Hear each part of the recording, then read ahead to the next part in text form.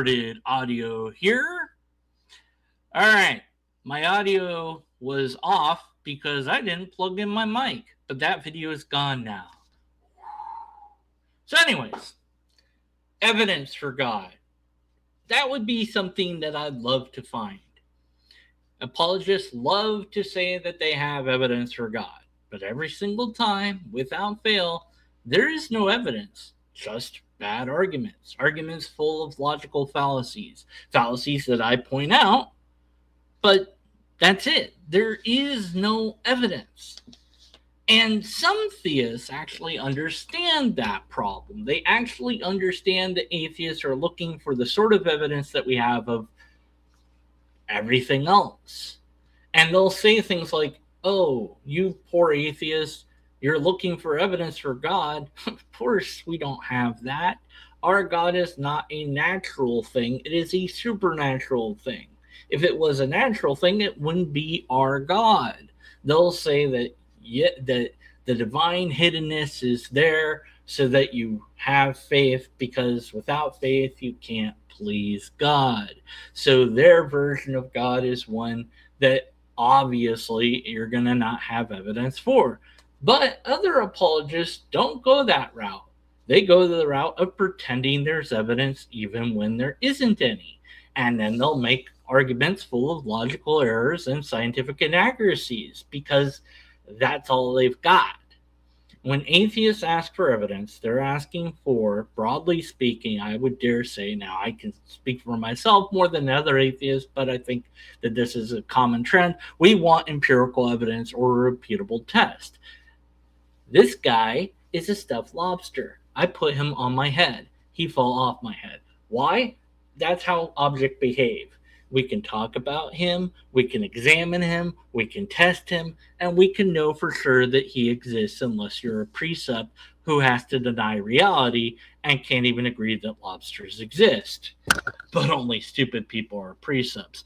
Anyways, for the rest of us, if you could hold up God and say, here's God, we'd be like, oh, okay, cool, that's neat.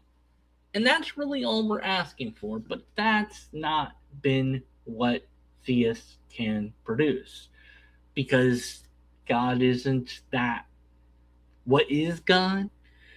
As far as I can tell, it's something we made up.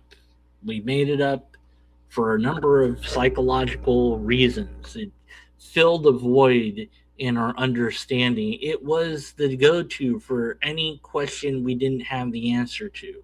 Why are people getting sick and dying? God isn't happy with us. We need to do more dancing. We need to do more sacrifices. We need to do this or that to appease the gods. Early and even current humans just are confused by random events. So they'll say that it's God. God is doing the bad, but God is also doing the good. Events that are good are God. Blessings and misfortune attributed to good and or bad spirits throughout time. That seems what God actually is. What theists assert that God is varies from apologist to apologist, but typically, for whatever reason, Christian apologetics is the most popular and thus the one that I find myself addressing most often. They don't have new arguments for God. They have the same arguments that they've been using for ages, recycling these arguments over and over again, only convincing the people that already believe that there's good evidence when there isn't evidence. There's things that they think point to God, but these things, when carefully examined, don't point to anything at all. Actually, what it does point to is their lack of research on these topics. And when it comes to logical fallacies, it points to the fact that they don't understand informal logic. If you don't understand informal logic, why not? Go learn it. It's not that hard. There's several books and things available online for free. And if you want or need my help, I'll help you as best as I can to understand it. But apologists just don't seem to care. They don't do any research. They just repeat the arguments. And I'm here to point out the fallacies. Now, if your argument is flawed, and in this case it is, what you should do is go back to the drawing board and make a new argument. But apologists never do this, ever. They just repeat the argument. That's it. They never admit to the flaws of the argument. They always pretend not to understand the logical problems or scientific inaccuracies because they are defending a belief. Whereas I, a skeptic, don't have a belief to defend. I would love for there to be evidence of a thing that we would call God, but there appears to be no evidence, just bad arguments. So I'm skeptical of this thing, God, whatever God is. And of course, the theists will also provide their definition of God, and we're supposed to accept that that's what God is without any proof that that's what God is. But again, I'm a skeptic, so I don't. How do you know that God is X, Y, and Z other than the definition itself? Well, God is X, Y, and Z. See, I've defined God as this, and that's what God is. It's a big, nice circle. God is the thing that has to exist for anything else to exist. Well, there you go. I guess God has to exist because that's what I said God was. But couldn't I define God as the thing that can't exist? Otherwise, nothing would have to exist. That if there is a God, there must be nothing else but God. And that's my definition of God. But there are things, so therefore God can't be. Circular reasoning 101. And if people would bother to learn logic, they would understand that. But anyways, we're going to shout out an apologist that pretends to have evidence for God, but just has bad arguments, and also has used liberal use of AI in her video because why not? Now, I used AI in my last video, but that was for a song. And I only did that because I don't know anyone that would do it for free. So, hey, if you want to do that song for free, go ahead, and then I'll put your song there and I'll take that one down. But anyways, so it's fine when I do it, but it's not okay when other people do it. That's the point I'm trying to make. All right, let's check out her video. All right, does God actually exist? The evidence that atheists can't ignore. Oh, because I guess we were just ignoring evidence all this time. Oh, man. Thank goodness she's come along with her 12-minute video to give us evidence. I guess it'll just be like, here's God. Is this guy God? Is he an AI-generated version of God? I don't know. Let's find out. Can an intellectual person still believe in God? Or does modern science make faith obsolete? Well, that's an odd dichotomy. Yes, you can be intelligent and still believe in God. Does science make faith obsolete? No, that's not science's thing. Faith is not needed when you have facts, however, and science can uncover the facts of reality. But there's always going to be gaps in our knowledge, which I guess you're going to fill with God. In my 20s, I stopped assuming God's existence. I stepped back and I asked this question. Is this actually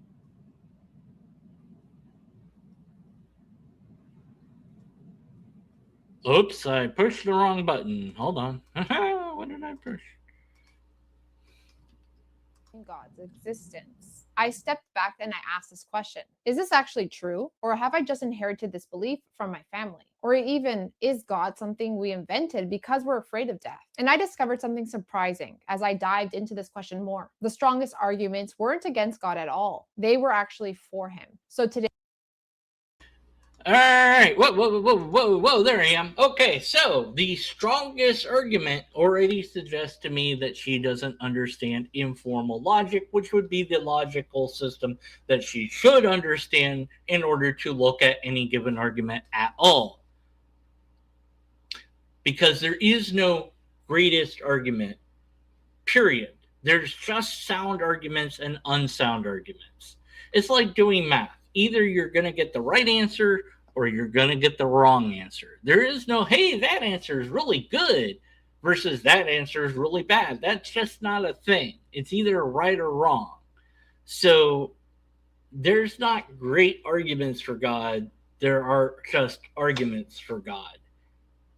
And they're not very good because, well, they're wrong. They're logically flawed. They rely on assumptions and scientific misunderstandings.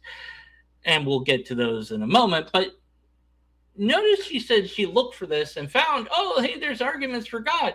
I thought she was trying to disprove God. It went quickly from trying to disprove God to trying to prove God. So I think that that's a flaw in her studying that she did of this, if she ever actually did that.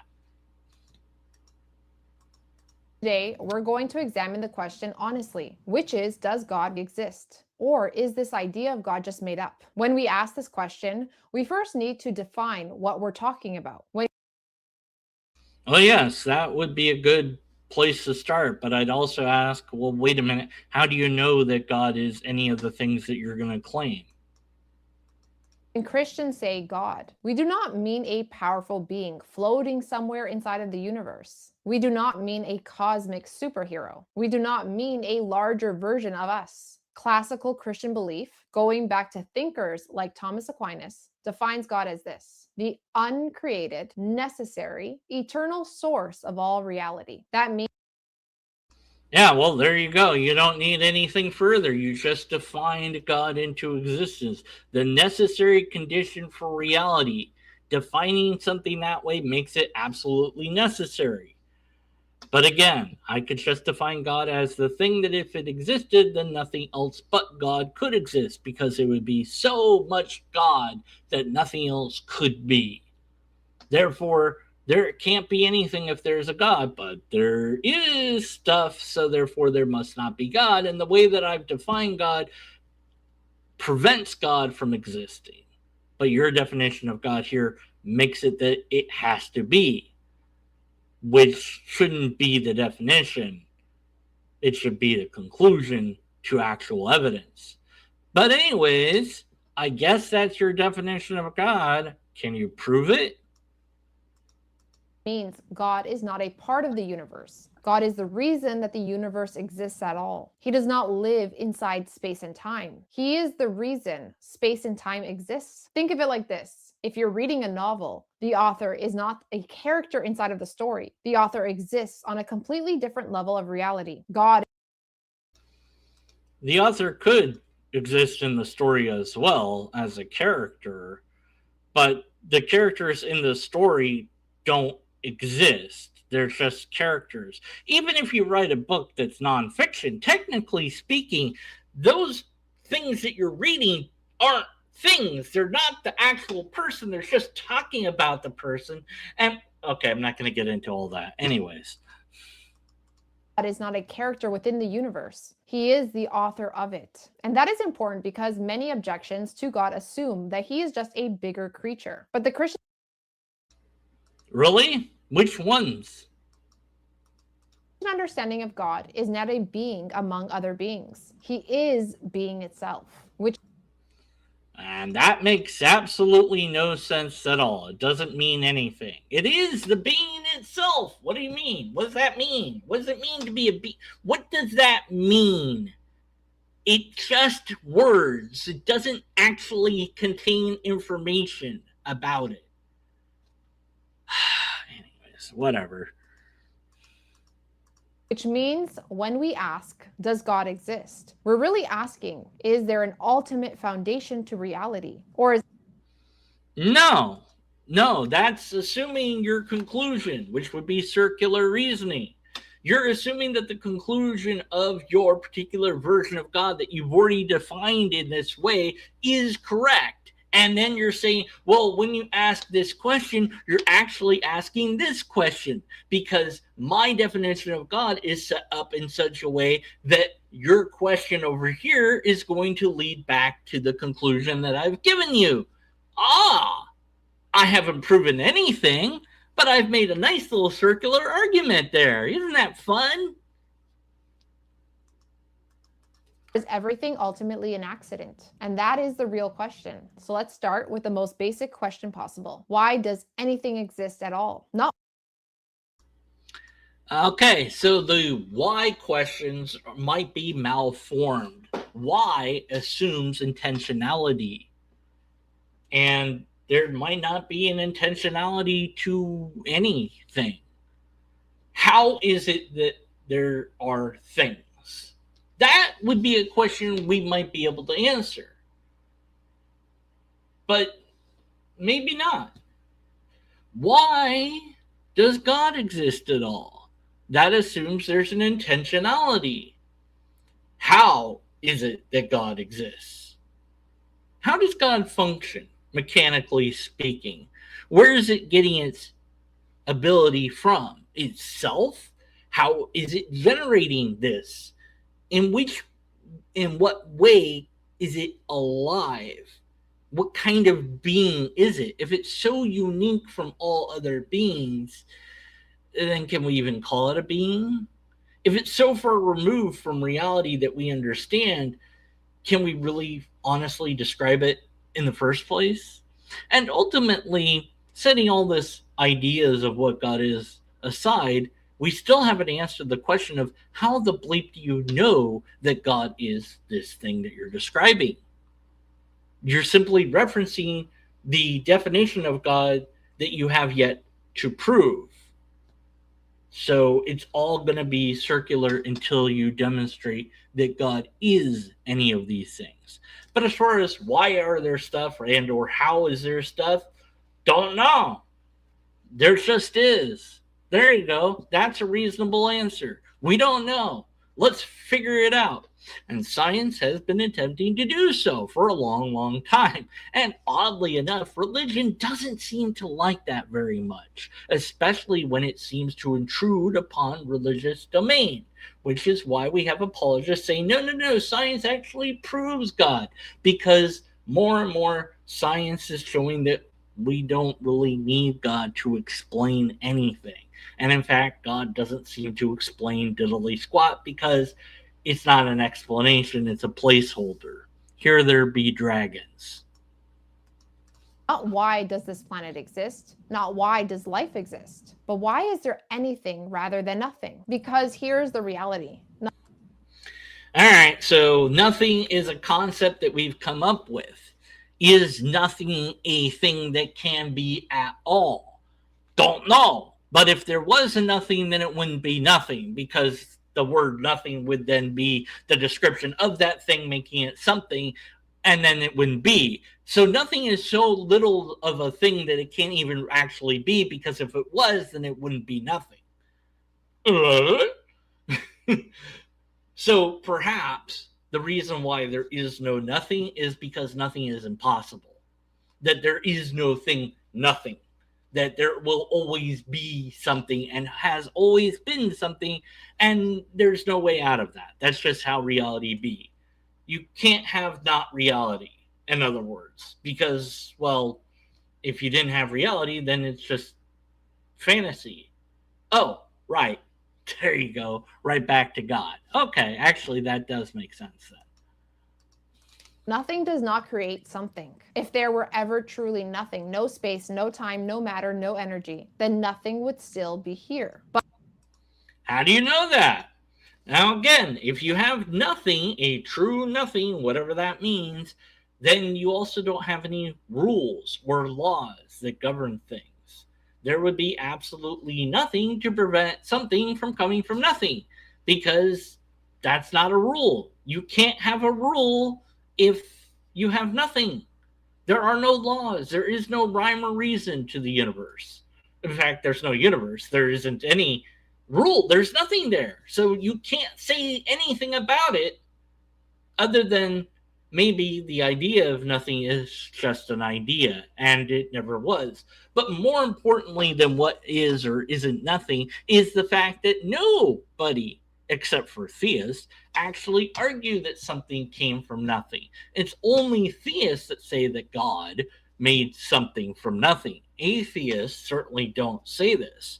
We don't know how universe came to be, but we know it's here. We have some ideas about it. Scientists have some ideas, and they're still trying to figure all that out.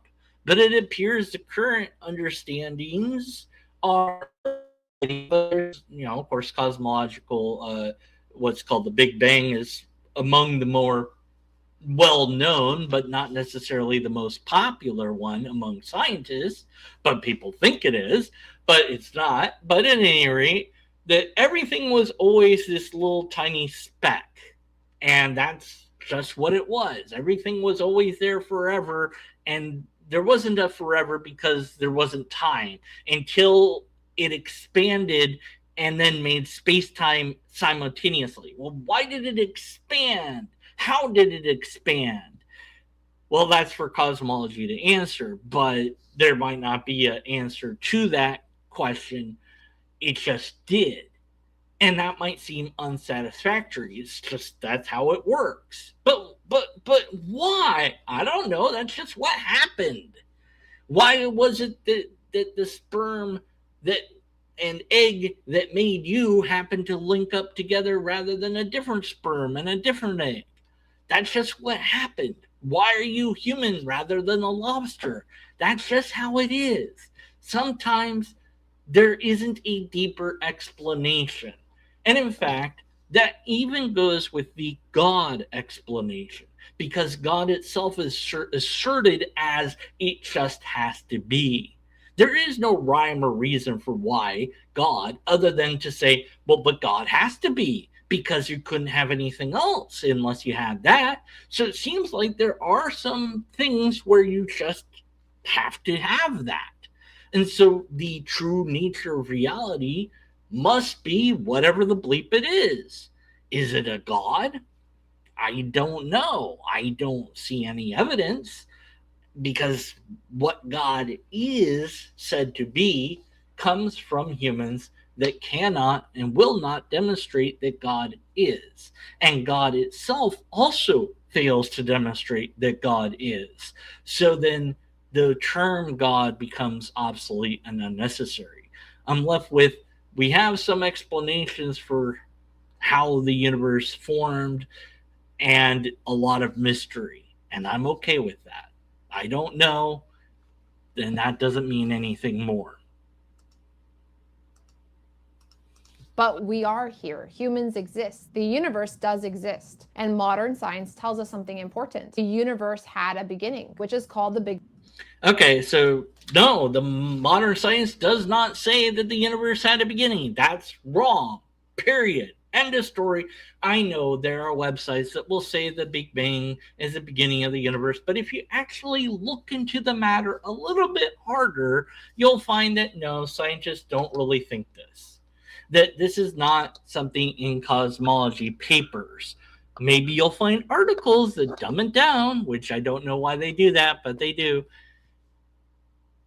Scientists have been pulled on this, and I have that. I have the receipts for all that. If you want it, I'll put it. I'm going to put it in the description if you want. Only if you ask for it, though. If you don't ask for it, then I'm not going to do your homework for you. But the fact that she just says this, well, you would think that she would cite this then.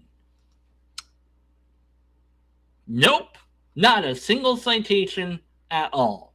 So why should we believe her? Oh, we shouldn't. Bang Theory, which, by the way, was first proposed by a Catholic priest. This is his name right here. And this theory points to a moment when space and time themselves began. Before that moment, there was no before. Time itself started. So if the universe began to exist, what caused it? Everything we experience in life follows this pattern. Things that begin have a cause. All right, so we're back to the Kalam. Oh, God. No, not everything seems to follow that pattern because, quantum physics, and also decay of radiometric stuff, that's not really, but whatever. This is a compositional fallacy, that the parts of a thing mean that the thing acts the same way. Is the universe a thing? And do the rules really apply all the way backward in time? Not necessarily. We don't know. But to just assert this as if it's true is not very good logic. The logic actually breaks down.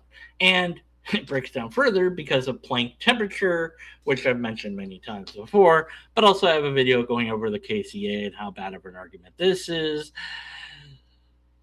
The Big Bang is strong evidence for a hot, dense origin of the universe about 13.8 billion years ago. It is not proven to be the absolute beginning of existence.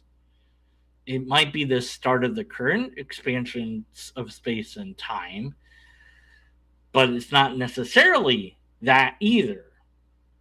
So it's not what she says it is.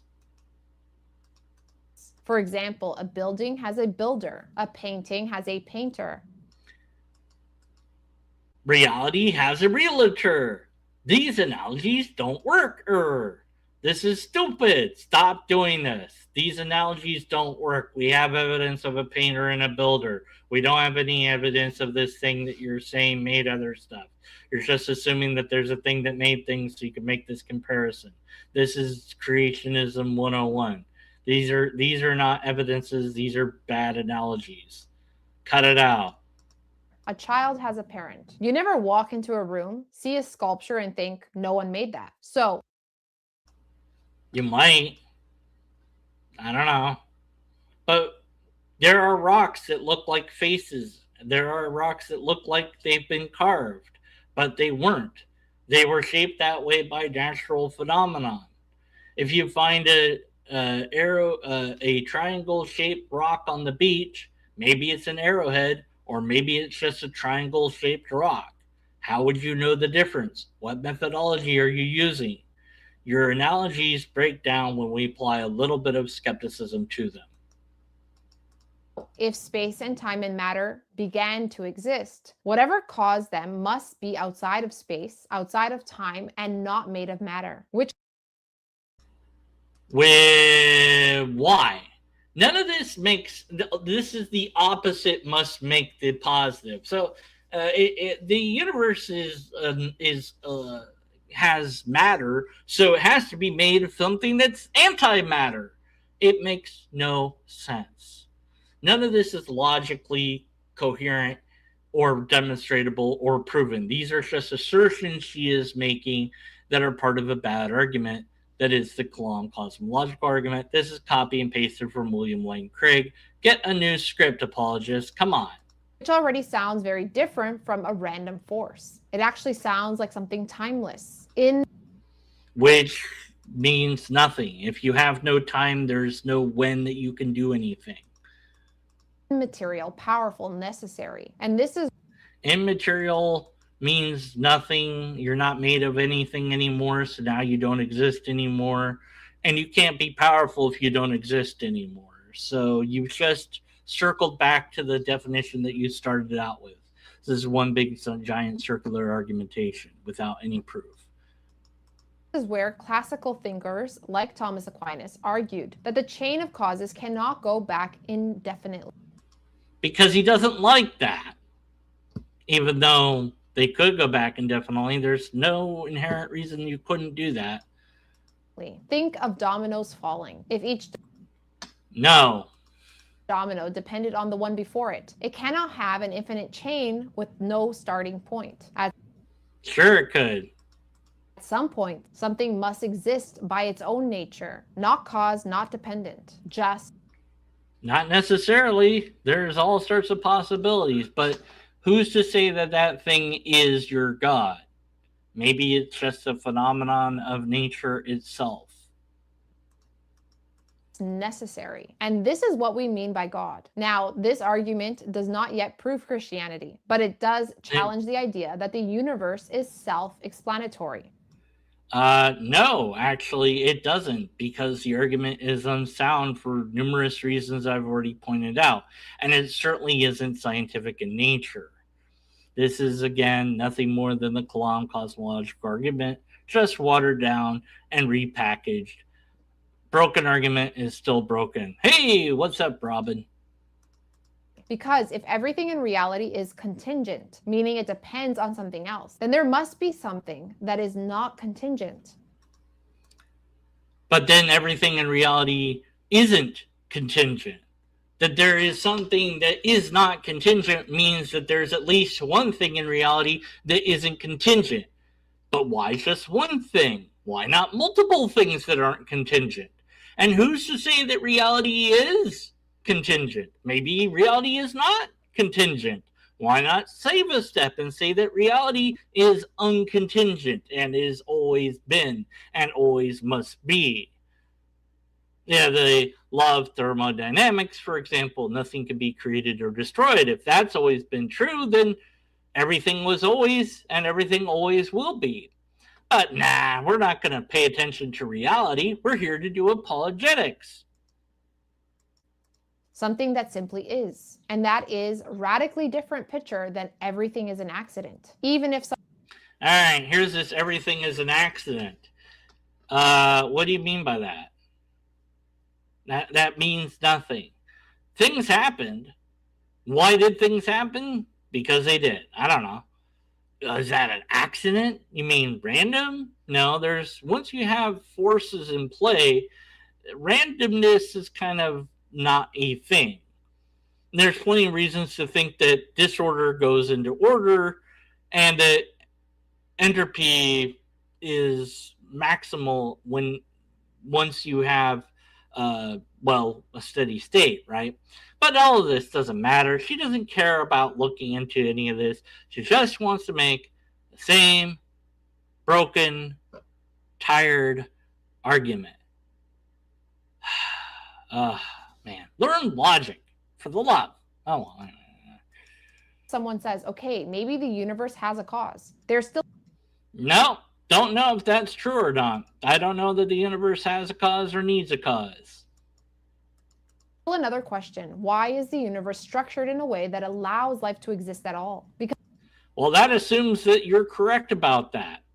Now, for about 9 billion years, give or take, the universe was around and it did stuff. And it did just fine. Then, all of a sudden, the sun that we know and began to form, and then the Earth began to form from a bunch of space dust and whatnot. So the universe did just fine without us for a long, long time. The universe is about 13 billion years old. The Earth is about 4. Wow, did I say that right? My brain turned off. Okay, your universe is about 13 billion years old, and the Earth is about 4.54 billion years old. So you just subtract one from the other. You have 13 minus 4, and you get 9, right? So for 9 billion years, the universe didn't have life, and it did fine. So what was it doing all that time? It was just like, I'm just getting ready. I'm getting ready for the planet that I'm going to make here. I finally made the sun because I got to make that first. Then I'll make the planet. I also got to make the moon for the planet and all these other planets too. All right, I got all that. You know what? I'm still going to wait a couple million years before I introduce life on that planet. I got to give it time to cool down. Oh, I guess it's just about ready. I'm not actually going to introduce life, though. I'm just going to put a bunch of chemicals there and wait for life to develop eventually. This is stupid. Fine-tuning isn't a thing. It's not set up for life. Life is tuned for the universe. And plenty of citations in the description below. Books, videos, scientific papers. Fine-tuning isn't.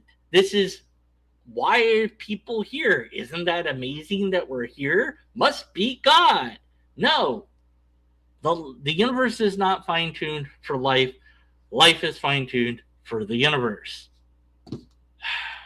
And also, we're talking about a being that has to make the universe have in such a way that life is possible.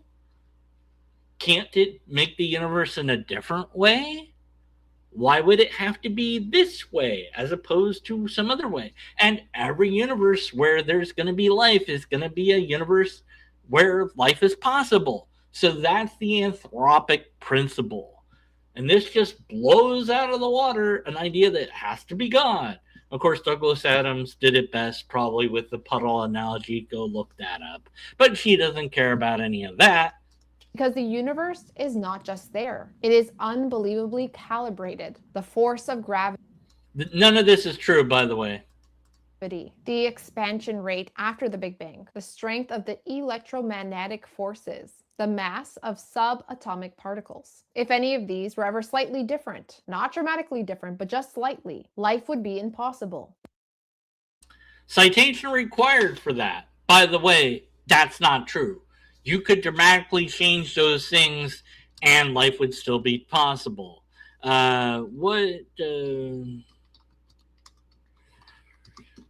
Nature could be different and there still be life as we know it, and how much of a difference would that be allowed? Let's see. All right, let's see. Gravity, electromagnetism, strong and weak nuclear force. So, if gravity is extraordinarily weak, uh, gravity is extremely weak compared to the other forces. So it could be much stronger or weaker and still allow stars. Easy for me to say.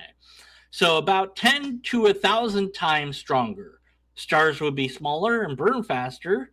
Up to 1,000 times weaker, stars would be larger and longer lived. So life could still exist in those universes. Doesn't sound like there's a small degree there if we have anywhere from 10 to 1,000. Electromagnetism.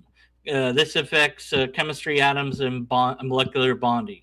And research suggests that chemistry still works if it varies from anywhere to plus -4% to plus -10%. Now maybe a smaller bit there, but still that's a margin. And then the strong nuclear force, if it was weaker, protons and neutrons would not bind well. There'd be fewer stable elements, and if it was stronger, nuclear fission would change, and different element abundances would change. And so the estimates are about positive -30% variation. So that's just some of it. So it could be different. And yes, slightly different. And sometimes majorly different. So everything she says here is a lie. It's not true, and we know it's not true. And even a little bit of research would point that out. But she is not interested in reality. She's interested in God. We would have just evolved under different conditions. Right. If things were different, things would be different. If you were born to a lobster mom and a lobster dad, you would be a lobster. But you're a human. Isn't that amazing? It must be God. Or maybe it's just that that's what you are. And that's just how it is. There is no deeper reason to that. That's just what happened to be.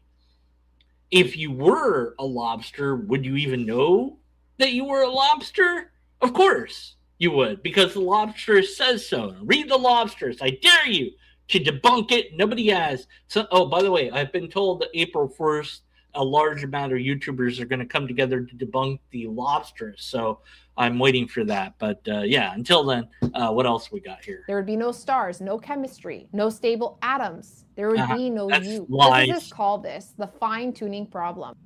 Yeah, no, physicists don't really call it that. And like I said, link in description for all the fine-tuning stuff. She looks AI. Don't you think she looks like an AI? Is she AI or real? I don't know anymore.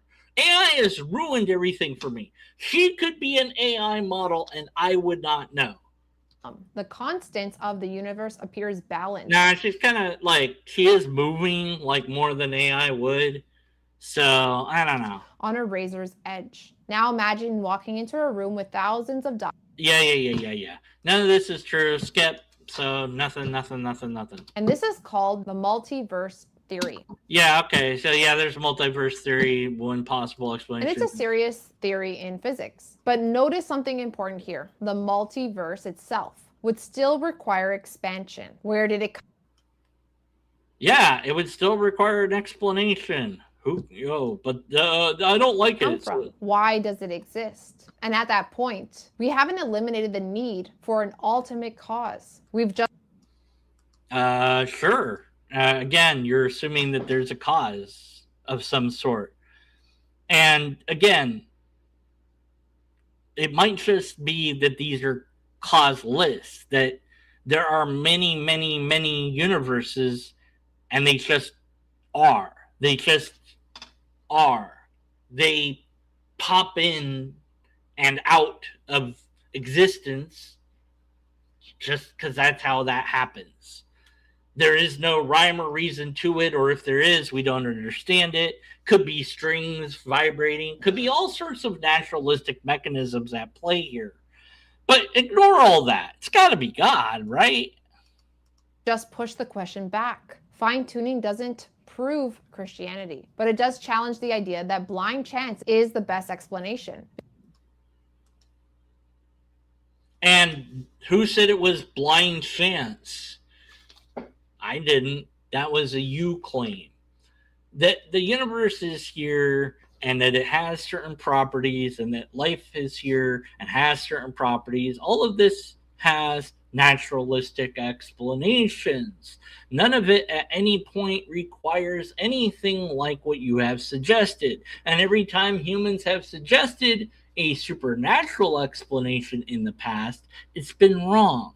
And it's weird because you still are saying none of this proves Christianity. So I have to ask, why are you presenting any of this? If none of this is pointing towards your specific version of God, why bother wasting any time with it? Also, none of this is evidence at all, let alone evidence for your specific God. So why aren't you just giving evidence for your specific God? This is really a waste of time and energy. Oh well. Because when we see complex systems arranged towards a purpose, we normally what purpose is the complex systems arranged for, though? You're assuming purpose again. But what purpose? Like, there's a bazillion other planets out there. Why? What purpose do they serve? What about black holes? What purpose do they serve? This is just, you're assuming intentionality without proving it. infer intelligence, not an accident. And this leads us to another area where atheism struggles to give a satisfying explanation, which is morality. So let me Atheism doesn't give explanations for anything at all, period. Atheism is and always has been a label, a description, an answer to a single question of if you believe in God, and if you say no, you're an atheist, you say yes, you're a theist, the end. Thanks for playing. Not a worldview, doesn't explain things, that's not what it does. If what you mean to say is like, I'm not satisfied with reality, I don't like that answer, then I guess you'd be right. Yeah, the answer that skepticism provides is one of mystery, perhaps. And that isn't satisfying sometimes because people really, really, really, really want there to be an answer for stuff. And it's like, well, we just don't know. And it's like, no, but I don't like that answer. I don't want that answer. It's like, what happens when you die? You're just dead. Well, I don't like that answer. Therefore, it's wrong, right? No. It doesn't matter if it seems to be unsatisfying. The answer might indeed be unsatisfying. And your feelings don't matter. Okay, so do we have an answer? I don't know. Kind of. We have some answers for some of the questions, but not all answers for all of the questions. But let's just pretend that we did. Let's say that we figured it out, we humans. Tomorrow they come out, some bunch of dudes, some dudettes, and they have this complicated formula, and it's like, this is why we're here. I don't know, and it looks really weird. It's got all this math to it. And they're like, but we simplified it. It's 42. We just made it easy for some people. And it just happened to be 42. Douglas Adams was right. Or it's 69, also good. Or To go with meme culture, it's 6-7. Whatever. But whatever that is, let's just say that we had that. Maybe it's pi, the little pi thing. That's the answer to everything. Let's just say that that's what it was. The theist would say, but God made that because they want, they need God to be. But I don't. I don't know. I go, oh, that's interesting. Cool. That's the answer. Neat. And if it happened to be, we found God, I'd be like, well, that's cool too. And it's not the God of the Bible. I'd be like, fine. Okay, cool. But the Christian would be like, oh no. Because they're committed to a belief. But when you're a skeptic, you're not committed to any belief, and that frees you to actually investigate reality. Ask you something uncomfortable. If God does not exist, is anything objectively wrong? If God exists, is there anything objectively wrong? Not if God doesn't exist. If God does exist. Oh, wait. Oh, you said yes? Then you adhere to divine command theory. Okay, so there are multiple problems with DCT. One of them is you don't know if it's actually God. You don't know that. You're told that it's God, but how do you know that it's God? Let's even say that you knew for sure that it was God. Okay. God says, do this. So you do it. But why are you doing it? Well, because God said to do it. But what made it good? Well, because God said it was good. So then we didn't need God to say that it was good. No. Well, it's good because God is good. How do we know God is good? What makes God good? What thing allows God to be good? Are we judging God? How do we do that? The Eurotheopio dilemma that I can never pronounce the name of pretty much highlights the problem of this. Is it virtuous because the gods ordained it, or is it good? Is it good because of it is good, or is it good because they said it's good? And couldn't God decide, hey, you know what? I changed my mind. This is good now. And if God is not subject to its own orders, its own instructions, then that's a problem too. So, if we're going to go with analogies, because you used some earlier, we could go with chess. Chess is a game that we've agreed on how to play chess. We humans have come up with the rules. We invented those rules. And there might be some variety of rules out there, but mainly the rules are consistent across the board of humanity. The pawn can only go one space, except at the start it can go 2 spaces, and it could only capture diagonally unless they move the pawn past yours. Then you do a fox pass where you can kill their pawn automatically. And then the horsey can move in an L shape, and the bishops go diagonally. The queen could go any direction she wants, and the king can too, but only 1 space. And I think I covered it all. Okay. Oh, and the rooks can go left, right, up, down. They can go, yeah. So there you go. Okay. So those are the rules. And they're true, but they're subjective, because we could decide, I don't want to play like that. Let's play in this way. Okay, let's play in that different way. And we could keep changing the rules. But here's where it gets interesting. If you and I disagree on what the rules should be, how do we figure that out? How do we come together to decide what rule to play with? Maybe we can't. Then we don't play. We don't have a game. If we can't agree, we can't play together. And that might be all there is to it. I guess we just can't play chess then. Okay, well, sorry. See ya.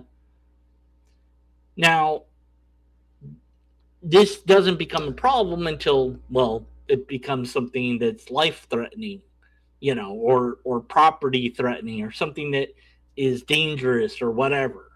It's one thing to say, like, hey, look, we can't play this game because we can't agree on the rules. It's a whole nother thing to say, hey, look, if you step over that line that I drew on the dirt, I'm going to shoot you.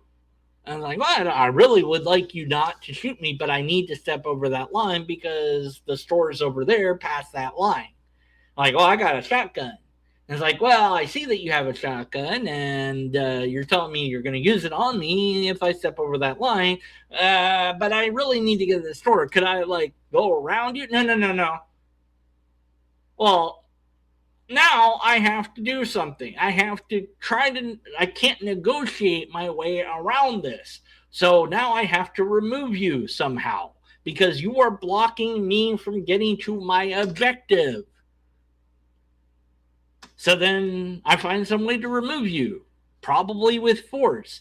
Maybe not deadly force, but something that ideally gets you out of the way without putting you or me or anyone else in harm's way. I don't know, we drop a steel cage around you that's solid and bulletproof or whatever. Now I can cross the line and you won't even know.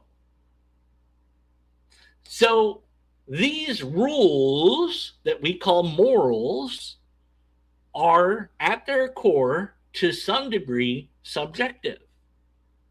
The objective is to get to this end, and that's objective, but the system itself might be subjective. Although the goal is a certain goal that is that goal. I need to get to the store in this case. So the rules that we decide upon are various and different. There's many different ethical systems that you can look up and study, and DCT is one of those ethical systems. And if you're relying upon DCT, you're relying upon a system that doesn't tell you what's good or bad. It just tells you to do or not do things because God said so. And it doesn't allow you to question it. It doesn't allow you to wonder why you're doing it. You're just supposed to follow it. It says it's good, but it doesn't prove that it's good. Whereas other ethical systems try, at least, to demonstrate why that works. For example, in utilitarian ethics, it can be simplified down to a very easy to understand idea.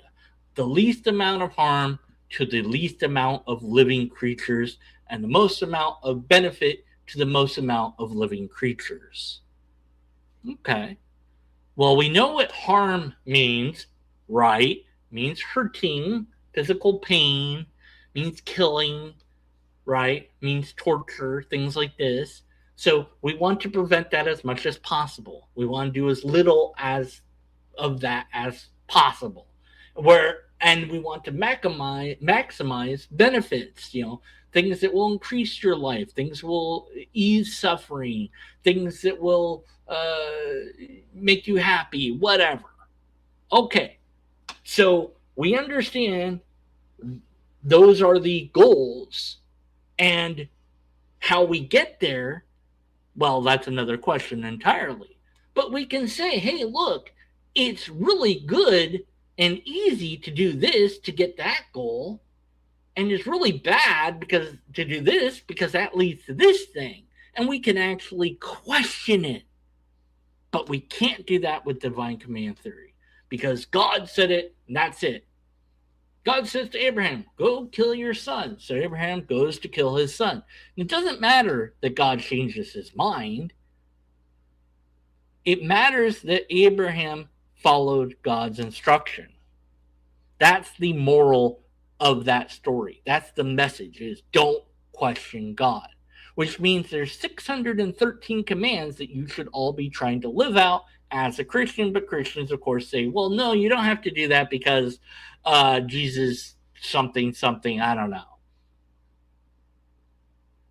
But if it was always wrong, objectively wrong, cosmically wrong to wear mixed fabrics, then it was always objectively wrong to do that even today. Unless the rules are subjective to God, which means that even with the God, you don't have objective morality. You have subjective morality. But what about the ethics? You never even talked about the ethics. And that's a whole nother story altogether, isn't it? But all this is, the whole effort of apologists to do the whole right and wrong equal God thing, is presuppositionalism in more words. It's without God, reality isn't real. But it's changed from that to without God, good and bad are just illusionary, and that's bad. We don't like that. Therefore, God is real. Well, right and wrong might indeed be illusionary, or they might still be real. And neither of those points to God, not even a little. You could have an evil tyrant God that wants to maximize suffering in the universe, but allows for goodness so that more evil can flourish, and its commands are all evil and designed to maximize evil. But of course, it lies to you and says that it's a good God, and if you're following it, you do bad things, believing that it's good because you're stupid. Oops. So, morals. Is it good to do X? Well, in the sense that if X benefits yourself and others to some degree, then indeed it might be a good thing. Is it going to cause problems? It might. But of course, we're so vague here that we don't even know what we're talking about per se. And of course, ultimately, the Bible can't cover and doesn't cover every single instance. And it talks nothing about the modern world, nothing about microwave ovens, computers, internet, cars, anything like that. Everything like that is completely left up to your devices. And I would challenge every single apologist to this. Tell me where in your holy book it tells us what age somebody should be that allows us to consent to sexual activity. What age? There must be an objective age, right? Well, where is that in the Bible? It's not in there. How about the Quran? 9 years old. What about some other books? So, how do you then decide what the objective answer is? Well, it doesn't matter as long as there is one. But that doesn't then tell you anything other than there has to be one because you don't like the answer.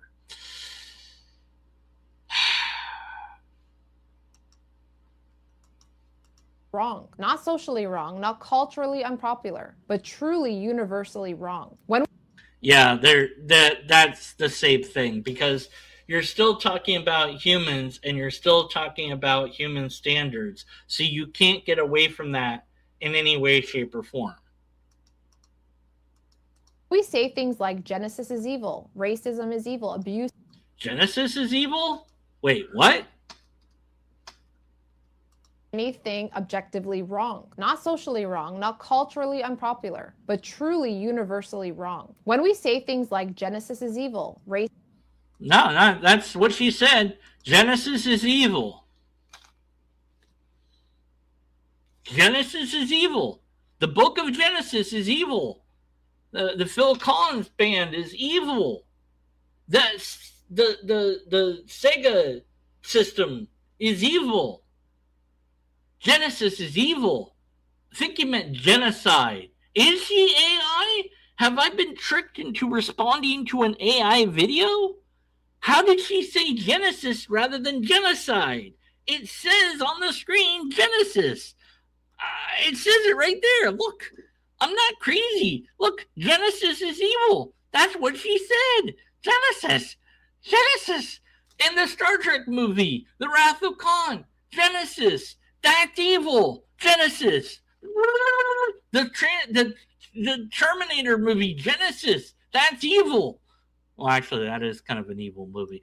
Yeah, okay, anyways. Racism is evil. Abuse is evil. Do we mean I personally dislike this? Or do Yes, I do personally dislike those things. we mean that is wrong, even if an entire society approves of it? Because, well, if an entire society approved of it, and you were the one person to say no, you'd probably get killed by that society, or put in jail, or both.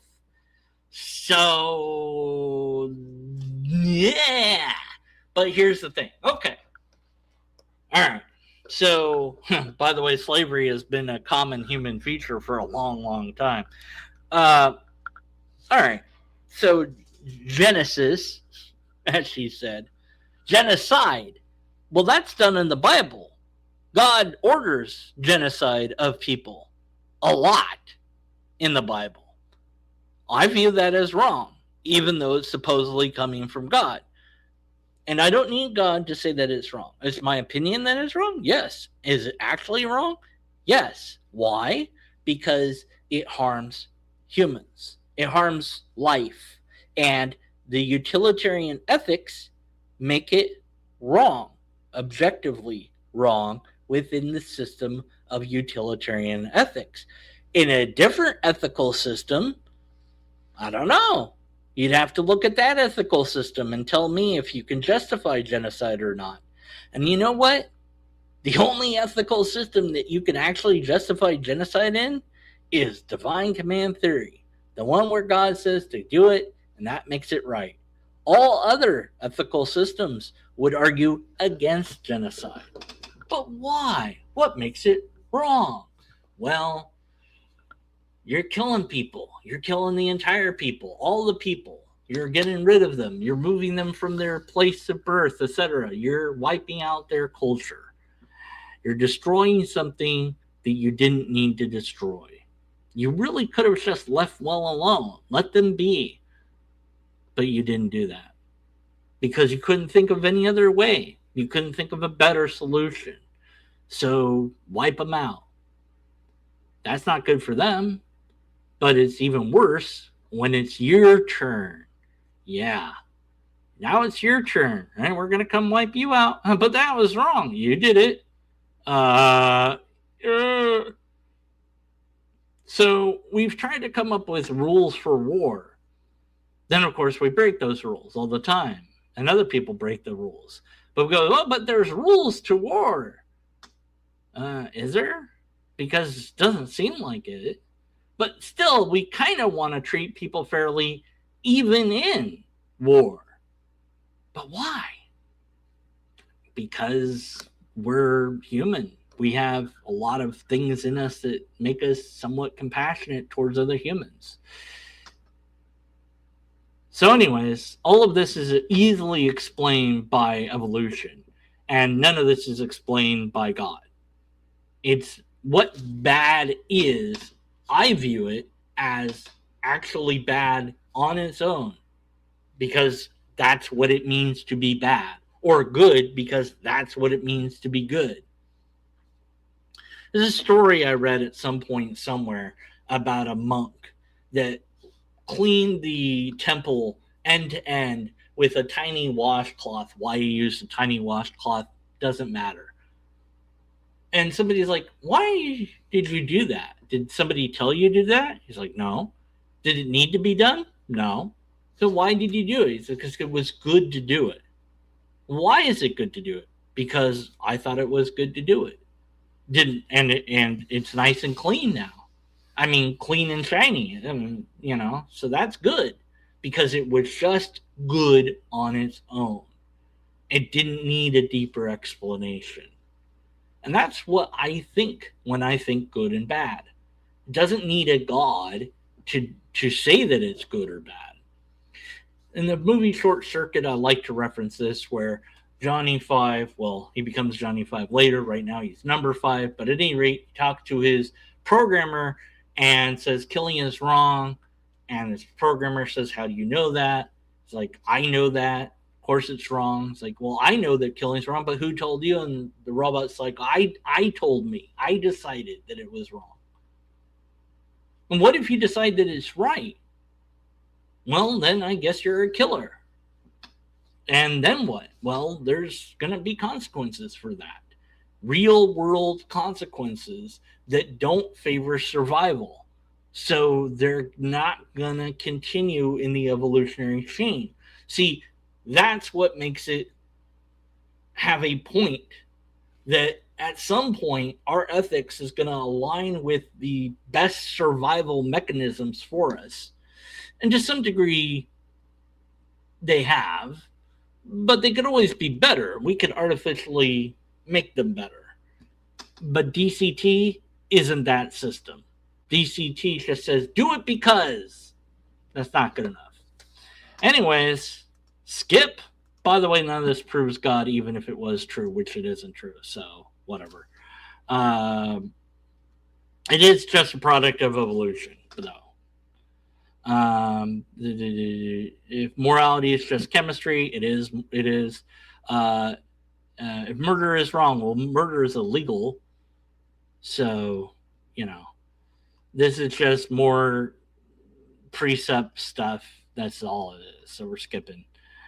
Let's see. Blah, blah, blah, blah, blah. The question is whether atheism can explain why morality is objectively correct. Well, I don't know. Objective Ethics is working on a book that will do that. So I don't know. That's up to him. But yeah, I don't know that it is. So it's not up to me to explain. Plus, it's not up to atheism to explain anyways. But yeah, none of this proves anything. So anyways, what else you got? Collapse into preference. And yet deep down... Oh, no, not that. Oh, God, no. No one actually lives that way. Plenty of people do live as if it's just preference, though. So that's wrong. But then how do you explain why there are people that do things that are bad? They know it's bad, but they do it anyways. But why would they do that? We instinctively appeal to justice as if it is real, as if it transcends us, as if it comes from somewhere. And that somewhere is what we call God. And at this point... Nope. You just circled the thing again. You just went in circles again. This whole video has been circular argument after circular argument. Someone might be saying, okay, this makes sense. But what about suffering? It doesn't make any sense. If God is all powerful and all good, why is there cancer? Why are there natural disasters? Why do innocent people suffer? And this is not a shallow objection. This is the deepest one that exists. And a lot of people struggle with this idea, and it deserves a serious answer. But notice something first. When we call something evil, we are assuming a standard of good. If the universe is ultimately random, if there is no moral foundation, then suffering is not evil. It's just unpleasant. It's just molecules colliding. But we don't experience suffering in that way. We experience it as a violation, as something that should not be, which already assumes objective moral meaning. Now, that does not solve the emotional pain of suffering, but it shows us something important. The problem of evil is not proof that God does not exist. It actually presumes a moral framework. Christianity does not deny suffering. It does All right, some more precept nonsense. Got it. Not pretend that evil isn't real. It makes a radical claim instead. The central symbol of Christianity is not comfort, it's actually a cross. And that doesn't answer every mystery, but it changes the narrative. God is... No, it doesn't. Not even a little. Not distant from suffering. He actually steps into it. And not really. Jesus suffered for a very limited time. And for God, that was a Tuesday. It doesn't compare to the massive amounts of suffering that all living creatures go through all the time. It's just, now I know that some Christians believe that Jesus absorbed all that suffering into itself. But then why not just get rid of it? It doesn't really answer why is it here. It just says, well, God understands suffering. Okay, cool. What are you doing about it? Nothing? Why are you God then? You're not impressive. Oh, you joined in the suffering. Whoopee fucking do. While this topic deserves an entire video by itself, the key point here is this. The existence of evil does not eliminate God. Instead, it does negate a all-loving God, though. It raises deeper questions about freedom, love, and redemption. Also, all-loving, all-powerful God. And I'm going to make a whole video dedicated to this topic, so stay tuned for that. But right now, So that wasn't evidence either. So basically, that wasn't evidence for God either. And none of this was evidence for the Christian God, by the way. So let's step back for a moment. We've looked at 3 major areas. So let's recap. First... No, please don't. Let's see. So that's 1 isn't true, 2 isn't true, and 3 isn't true. So none of this was true. So none of this was a cumulative case, and none of this was evidence at all for any God at all. This was just bad arguments. All right, cool. Wow. Well, anyway, I made a video response. I'll look forward to you not paying any attention to it. Also, I thought you might be AI, but you made your channel before AI was big, so I'm pretty sure you're real. But for my sake, in your next video, put a lobster on your head. This will prove you are real, maybe. Well, I guess it could be an AI lobster, but AI don't really do that well. So, yeah, do that. Okay, anyway. Bad logic 101. Nothing new here. No evidence, just arguments. Thanks for reading. Meow. Meow. Robin is cute. Why will... Wait, can people see that I'm typing this? Yes, okay, good. The joke is good. It's pretty small, though. Let's make it bigger. Okay, let's make sure that people... This is a joke, damn it. All right, Robin is cute. Why will she not date me? I don't know.